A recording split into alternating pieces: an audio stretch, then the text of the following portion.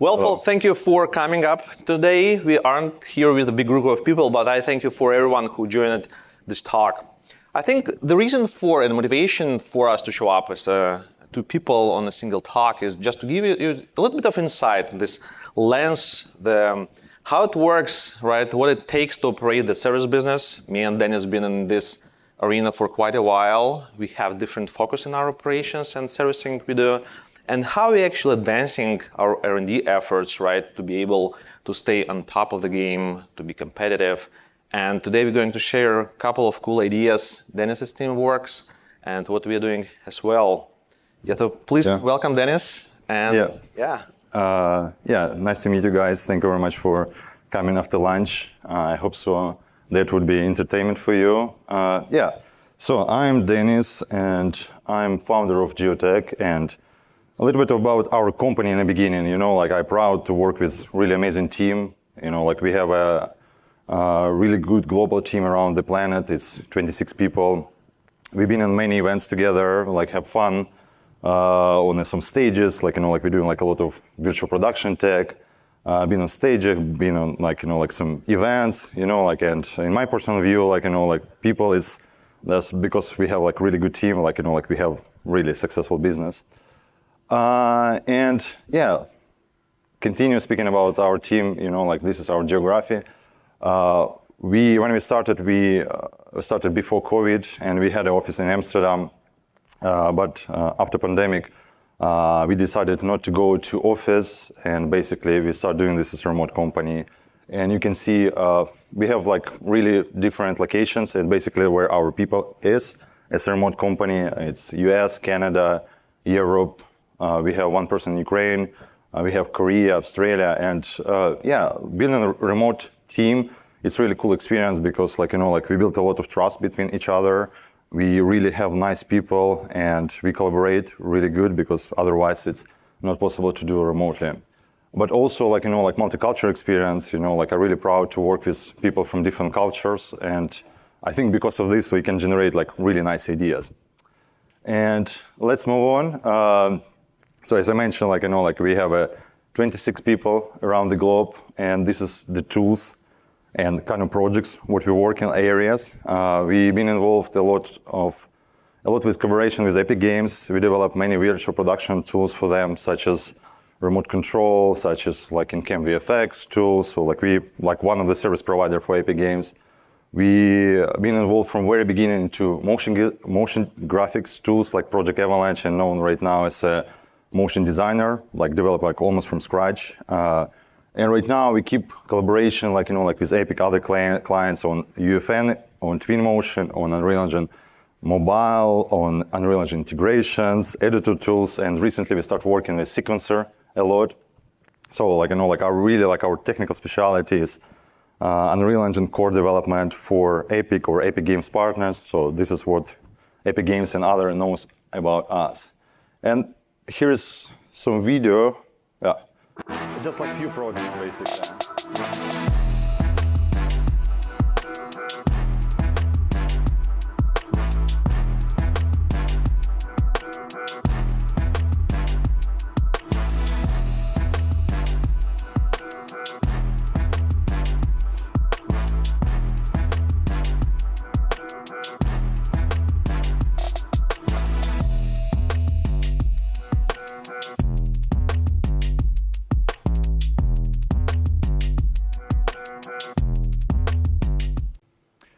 This is just small snapshot on what we did with our collaboration with Epic Games for the last 5 years.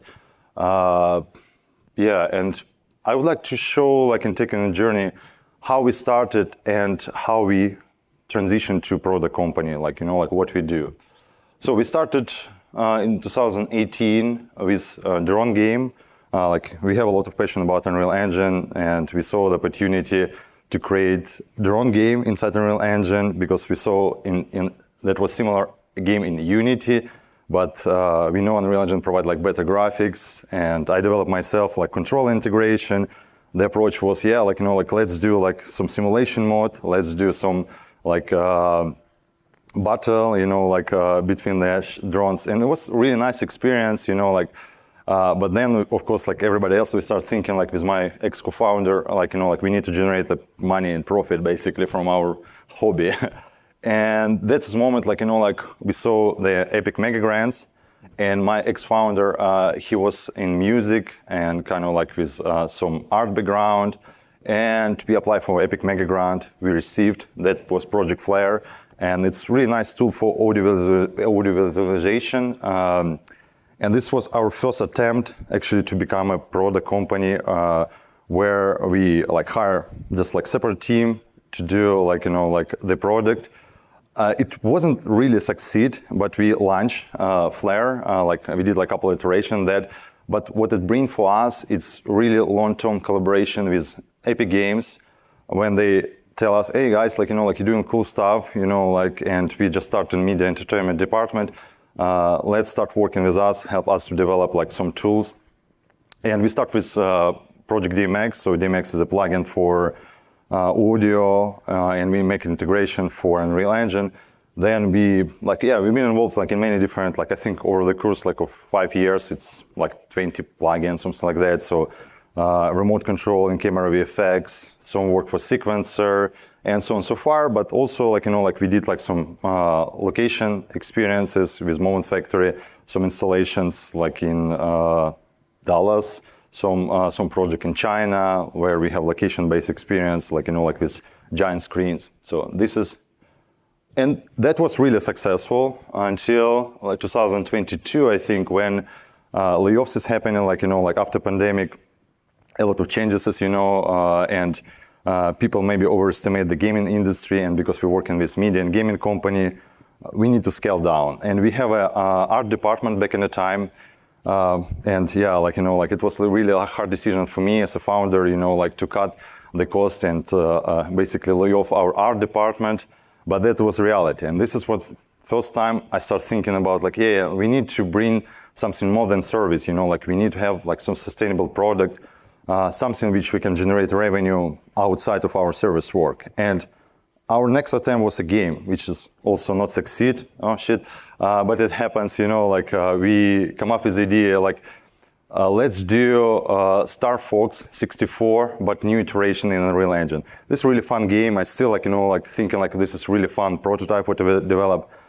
But the problem was that it's expensive, and we as like, the company who invested in this game, it was really unpredicted for me how much time it takes, how much money it takes, like, like what is the return of investment. And yeah, maybe like some other like more creative company, they can, yeah, like let's do it, let's try it. But like I started thinking like, like what actually can help us to significantly reduce this risk, like what we can do to basically like, like predict the game development. And that is how our idea, which we're working on right now, unrealassist.com, is coming.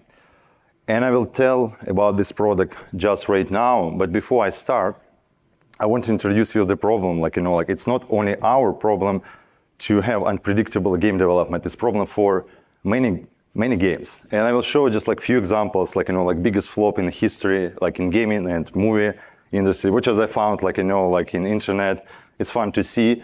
I will start with Duke, and it's, what drives me crazy, guys, it's like, like years of development, like, like it's 14 years of development and $30 million. Maybe budget is not that high, but like, like it was quite a while ago. But still, like it's really big and long project. Then I really like to play Final Fantasy myself, and I remember like when I was a kid, I waited for this movie, and I don't really like the movie. And again, like, like it was like giant budget, like back in the time, like, like really good, like cast, 4 years of development, maybe not that crazy, but still, like fail. Then more recent example, it's from from Square Enix, Marvels, and it's $170 million of investment, 5 years of development, live service game, and again, it's like financial failure. Let's move on. Suicide Squad, 2024, giant development cycle, life cycle game, 7 years of development, $200 million of investment from Warner Brothers, and still nothing. And here's a few more examples. This is what I really like. Like people wait for this game. I know like Skull and Bones from Ubisoft. But it's just crazy, like, 10 years, like, it's a lot of changes in 10 years. And they put 10 years into this game, $200 million they put from Ubisoft, and yeah, just complete flop. And this is last one, super recent, like, I know, like, many of you maybe, like, know this game. It's Concord, it's just absolute, like, like, financial disaster, like, when they launched this game, but service is almost empty, like, it just was few thousand maybe people playing this game, and just, like, yeah, comes to nothing. And the problem is, like, was the same, like, 8 years of development, $200 million of investment from Sony, and still basically nothing, like, yeah, for this giant game. But the graphics really good. The game is, like, quite polished technically and looks nice. And I come up with a question, like, like, why they fail, like, like, what was the problem of these games? Like, even the, like, large team, large corporation works, it's still, like, haven't succeeded. And what we found, and it's kind of the trend for all these games and movies possible, it's because of year of production, so giant cycle, they have a massive budget and they have unpredictable ROI, but the most important, they're missing the trends. Like, nowadays, everybody, like, have a battle for user player attention, and like, a lot of users, players, like, like, they're watching YouTube's, Netflix, TikTok. A lot of trends comes from this media, like, where people, like, consume this media. And you can imagine, like, in 8 years, like, like, what was popular 8 years back, right now, it's just, yeah, it's not really popular. And that is the problem, like, like, what we discover for our product. And I just want to show, like, like, one project which I really like and who succeed. Maybe not best example, but still it shows the idea why it succeed. And this is Minecraft. What I do like about this project is really rapid content development cycle. Basically, it's only, like, started May 10, then first public release, less than 2 weeks, then official release in 2 years, $100 million in sales, 2 years of development, like, really good success. Of course, like, the story later on, like, bought with Microsoft. But this is a good example because if they even fail, they wouldn't lost a lot. And that's why, like, we want to present the idea of Unreal Assist, and I hope so, that might solve, like, some of the issue of game development or creative development people.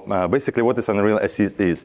Unreal Assist is AI-driven assistant for Unreal Engine and other creative tool. And Unreal Assist significantly reduces production time by giving intelligent suggestion as you go. It's not AI like in classic, like, when you have a chat, you ask a question and respond. And it's not the tool what, like, Unity presenting, like, where you need to learn a lot about their Muse tool. It's more about, like, it's help you as you go. It's make you smart suggestion. It's stay in the background, and you see in video, like, like, in a few seconds. It's stay in the background. It's analyze your project. It's know the context, what you try to do. It's kind of know, like, about you as a developer, and it's keep giving you suggestions. So, like, like, it's try to solve some routine task which you shouldn't pay attention. You should, like, focus more on creative side.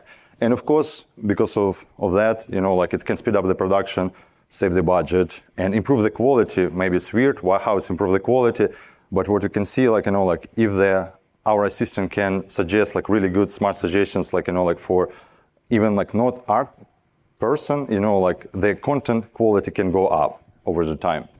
Small video about this.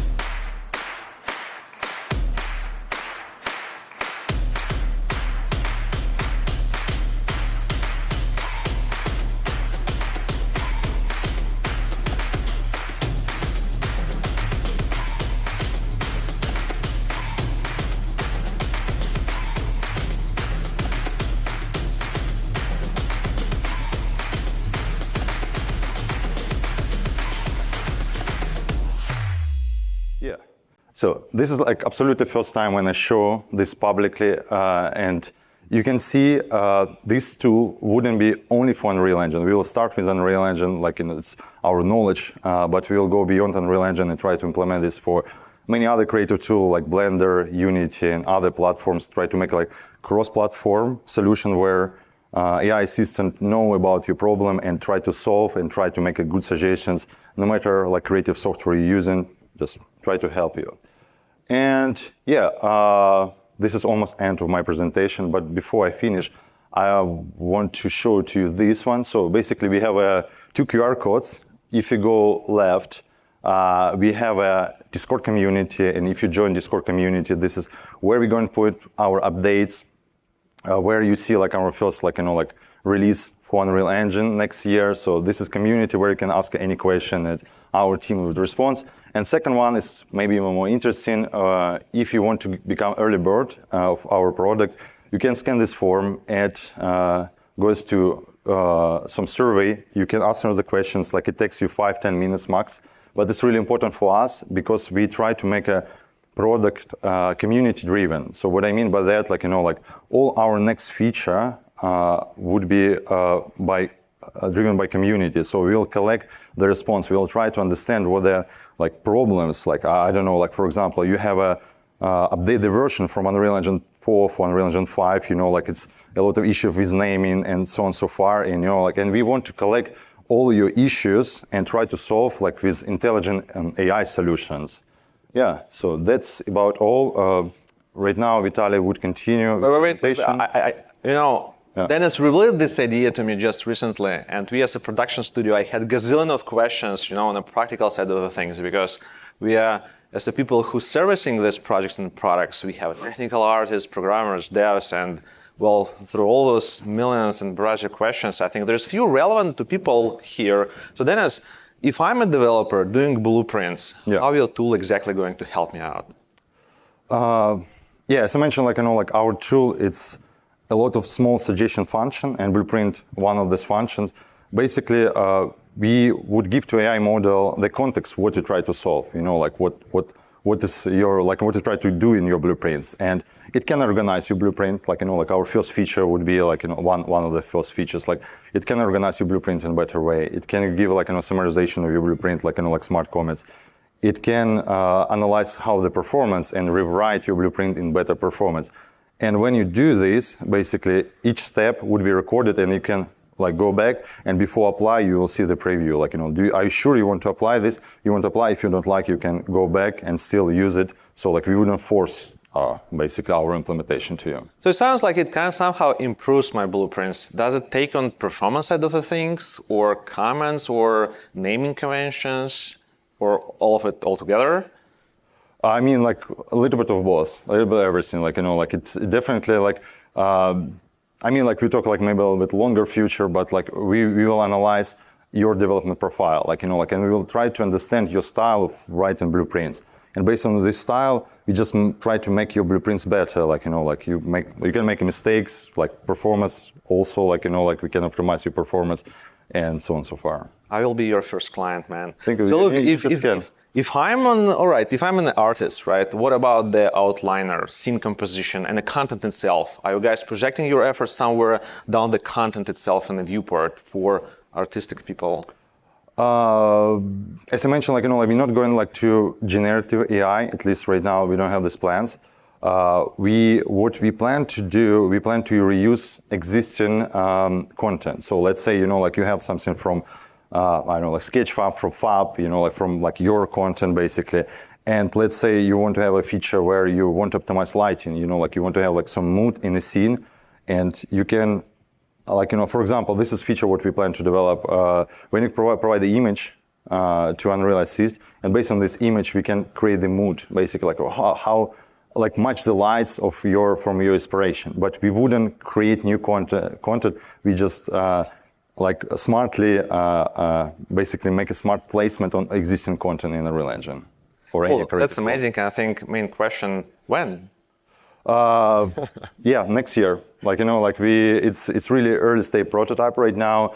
I think in first quarter on 2025, you will see first release of this software, and that would be some free version and some commercial version. But join our Discord, remember our website, and we'll keep you posted. Sure, I've known Dennis for the last 6 years so far. This team been working with Engine all this time. The tools they're showcasing, those aren't projects, those are tools developed by his team. So I think they're jumping on a very ambitious goal, and well, good luck, man. Thank you very much. Of course. Very much, my friend. Stage serious. Thank you, guys. Thank you. All right, let me tell you about our journey, right? What's my next slide? You know, Pixela has been in a very interesting position. We were lucky enough to be part of all this virtual production revolution, right? We creators of display. We working with the spheres. We working with the biggest digital twins in the world and a bunch of other stuff. But this is not the subject for my today's presentation. I wanna, you know, the motivation for today's talk is just to, you know, to discuss a little bit how service works, changes our perception of product development, products we're building for our clients, for ourselves, to discuss a little bit about our failures, right, and why they exist, why we're building products in the first place, what the motivation to burn money in stupid ways, right, and for sure to share a little bit what we are up to these days, right. So I started at Pixela back in 2018. It's been 13 years. I've been 25 years old, and this was, I don't know, very interesting time, right? And while we were picking up some service work, I'm from game development, engineering background, just this entrepreneurship kind of, you know, phenomenon. At that days, right, you remember probably this old hype around 3D glasses, television, with this all kind of polarized tech. And I got an idea that there is a lack of presentation software for this type of stereoscopic output. And we jumped on, we got investments, we burned badly other people's money in a very weird way, right? We built a very nice PowerPoint plugin, right? So it takes your slide, extrudes, and renders in all kind of scenic ways. Game background and engine kind of development helped me to get around all the infrastructure, but we learned a lot. I mean, it was not a mistake, it was a lesson, right? What does exactly mean to launch a product? And it was really an expensive mistake to learn what is marketing is, exactly what is lack of marketing. So this was a flop, right? But it took 2 years to get us enough financially money just to be able to pour in this type of developments. Time flies, and back in 2013, we got our major client, you know, this 7 digits, juicy, nice contracts. You feel more or less established. I'm 27, I have kind of millions coming in. What do I do next, right? Unreal Engine opened up the sources, and there was a tremendous time because back in the days, well, you got Unity, you got all those commercial engines, and being, you know, able to look at through all the infrastructure, how things made was just fascinating. And we were operating in simulation business, right? All kind of enterprise stuff. After a pretty heavy burnout of games, I moved toward this direction. That's why we started the in-display tech. This is a tech that allows clusterization of Unreal Engine across multiple computers, right? It's used in virtual productions these days, in theme parks, and I will tell you a bit more later on. So we jumped on this development. It's kind of, I put my money on the line, I put my effort on the line.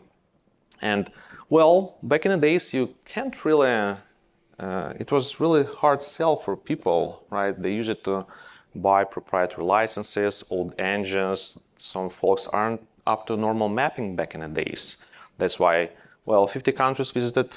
We generated some money, but still the major income was on the service business side of things.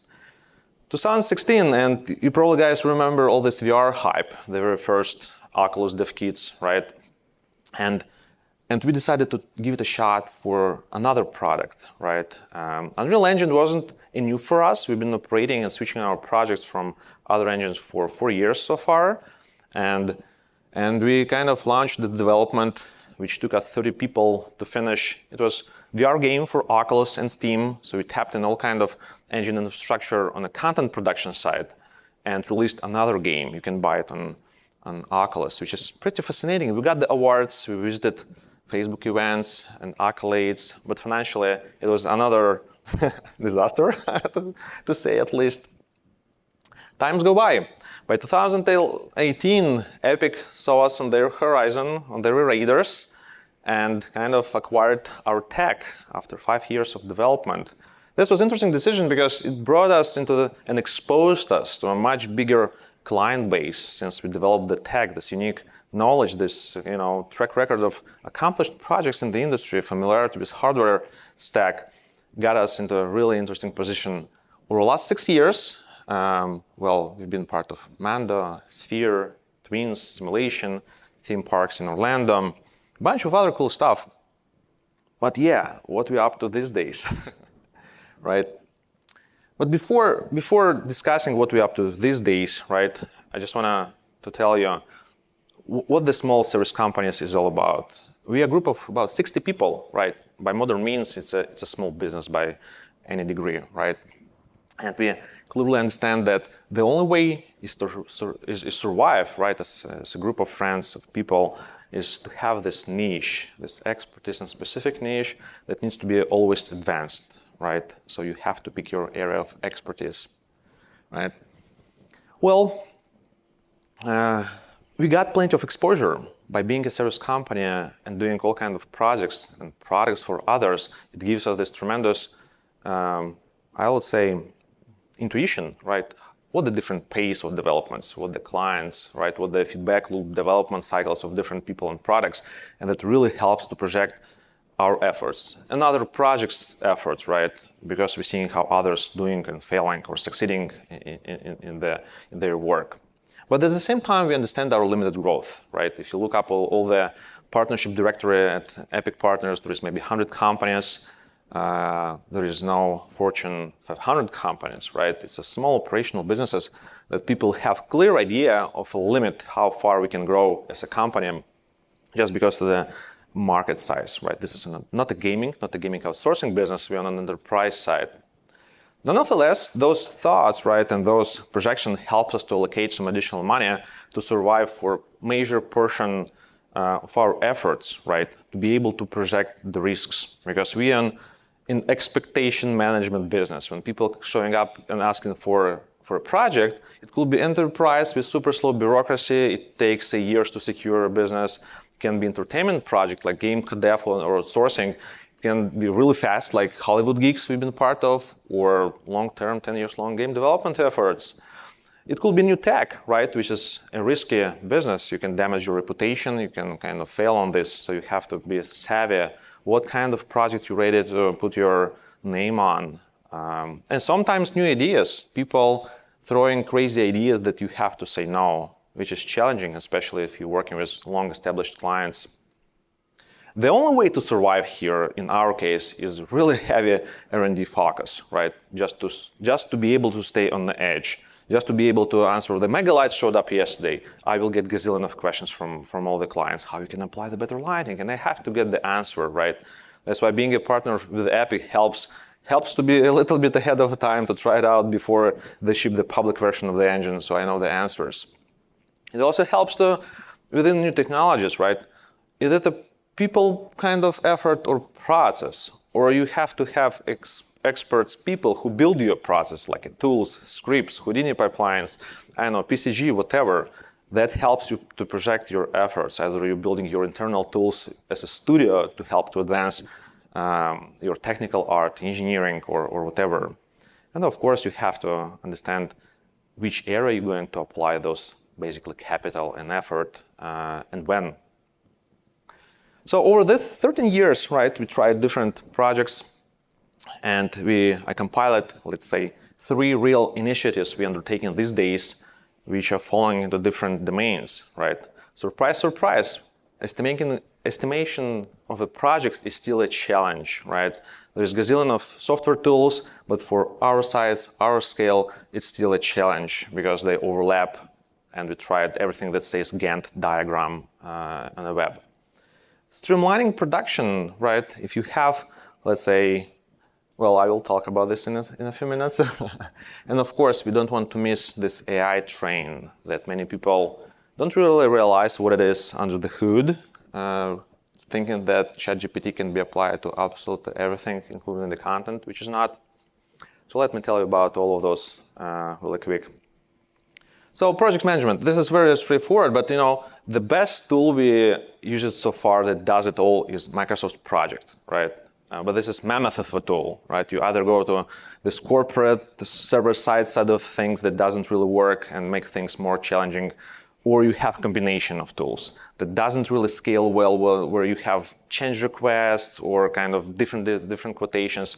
So we're building a plugin specifically for our type of operations, for Jira, just to solve it once and for all. When I'm seeing amount of plugins in enterprise and project management, there's like hundreds of plugins, and I hope this one will be helpful to someone. You will see this coming online probably mid next year, and I will be doing public announcement and another talk next year. You will see how it goes. This is interesting journey in this kind of product thing. Another one, we jumped into this kind of game prototype development, and we got like 40 characters to develop, right? And well, you know, guys, what it takes to build a character. You got to get the concept, and then you got the modeler, and then you got to rig to skin it, and then someone have to design it and build animation. Someone have to come up with animation sets, and then all the behavior trees and visual effects and sound effects, and somehow you have to manage this, and it end up having like 400 Jira tickets, right? And in enterprise versions and big corporations, this problem is solved, right? You got the Jira, you have people who know all this GQL, they can build the dashboards. There is nothing you can do as a small company unless building it yourself. We made a trick. We connected Google Sheets with Jira. It's kind of real time, pulls all the data, does all the coloring. And it at least helps me to understand where we are when there's a bunch of in-house people working on different aspects, freelancers, and so on. So this one coming online as a Jira plugin as well, probably later next year. We're kind of in a prototyping phase. So this will be kind of templatized story points where you can define your categories, which will be used to build dashboards later on. Now, last year I've been giving a talk in New Orleans about our procedural/AI future, what we kind of building for, and the whole idea was very, very straightforward. It's a very technical group of people, right? We're trying to optimize and save time and effort and money. We went after GIS data and by pulling the section of 8 by 8 kilometers, which is about 25 square miles of heavy industrialized area, and this data coming into a set of layers with attributes. So you can have a layer of roads, railroads, all the civil infrastructure, and we build a set of generators in Houdini that one by one generates every single layer. And on the right, it's a before and after comparison, right? I will show a video of what we're up to. So it's been an effort that we've been undertaking for almost 18 months, right? This year, we went through buildings, exterior and interior generators. We built the shops, gas stations, playgrounds, farms, housing, 500 industrial sites and their interiors and kind of multi-floors, pipes, infrastructure just to make it look industrial, guard ports, all kind of challenges when you have road and railroad intersection, right? You got to kind of build the meshes for this. What I'm keeping that, this is all procedural design. I will show you in a second. We got the military camp, all those gameplay elements for kind of points of interest. It's a large world and players supposed to explore it. We want a kind of Diablo 2 style dungeon generators as well. And it's all powered by word partition. So it's ultimate tool for level designers to solve it all, semi-automatically. Well, we couldn't resist to try to put some layer of a gameplay. So we connected to word partition and the quest systems, so you can build some storylines. We got plenty of challenges around the performance of the streaming and grids within the word partition and how you distribute all the content. Because when it's semi-automatic, you want to put it all, but they're kind of, the size of those grids is quite a challenge. We implemented cross-platform support, so it launched on Xbox, PlayStation. We've done cross-play, so we have the beta builds on Steam and Epic, where you host a session in one store, it picks up from other. We build the host migration. Since it's co-op multiplayer game, when host is quits, it drops the session. In our case, it automatically switched the host and everybody automatically reconnected to those who are still online. Underlying framework on the technical side is Lyra, which is, I will recommend to any engineer look up this code base. It's a beautiful example of game ability system utilization. You can read it as a book before going to sleep. That's what I did. We bought and integrated more than 100 assets packs and environments from Marketplace, around 20 external third-party plugins, but we're still yet to build our own IPs, storylines, characters, across all the dashboards you saw. Shooting mechanics, melee, weapons, their design, visual effects, movement and player controller, keyboard and gamepad controllers. Right, with gameplay systems, I mean, there's a joke that doors aren't that easy, and that's true. Even in top-down game, it is quite challenging to build this. Well, not super challenging, but it takes a bit of thinking how to pass the door. UI, UX, game design ideas for power-ups, and bunch of, essential systems like save load, auto aim, the smoothing kind of algorithms, spawn system, not to stall the frame rate. Yeah, let's check it out, what it looks like. Yeah. Oh yeah, it goes automatically. Keep in mind, this is all procedurally generated game. 80% of the content is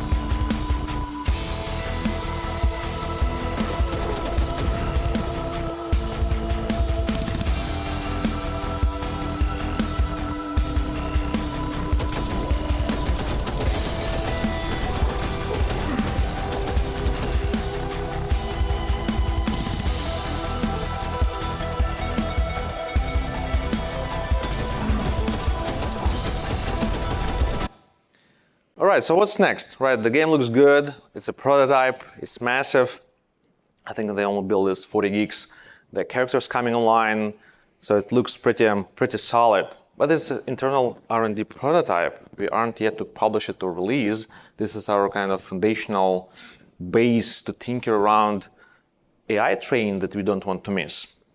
People have, of course, there's a lot of skeptics, a lot of challenges with all those mid-journeys, ethical, legal, and stuff, but we can close our eyes and say it doesn't exist. We're getting the requests from clients, from people like, hey, how will this affect your estimations for different things, right? And I got to get to answer something. That's why we have to experiment around. And our next step is to see how this AI tools can be applied to narrative design, right? GPT and other tools have a little bit of limited context, but maybe you can train it on your own lore, right? Or build it out somehow. Well, concept art is obvious question, but yet again, you have to keep your style intact, right? To make things look kind of cohesive across more or less huge amount of characters and art pieces. Well, we're seeing the examples how things getting into the modeling, right? People doing this combination of Leonardo, a bunch of other tools, and you can see pretty elaborate models in kind of modeling space with auto rigging, there's a bunch of animation things coming online. It's something to explore. Audio is just exploding, right? Our early prototypes doesn't have any real voice acting because for prototype you don't need it, right? You can just write down your emotions, the style, the character you want to get out of this generative systems, and it works pretty damn well, right? The same with translation. right? If I'm a small studio and I want to release it to 20 languages, it will cost me a fortune to translate all of it. Same with the... And then there's more advanced ideas. All right, if you got the narrative, how will the quest setup going to look like? Can we streamline this automation over tens of quests, and how exactly workflow looks like, what the tooling going to look like, and how QA can be improved? There's a few companies who are trying to build API for agents who can explore your world just, in automatic way to gather all the statistic analytics for you. And yeah, it's something yet to explore. So I hope next year I will be addressing those questions, right? Yeah, so it's all about. We're open for business, guys. We can advise you in all these efforts. Because we're trying to tap into the new areas and trying to stay on the edge. Thank you. I will be happy to answer any questions.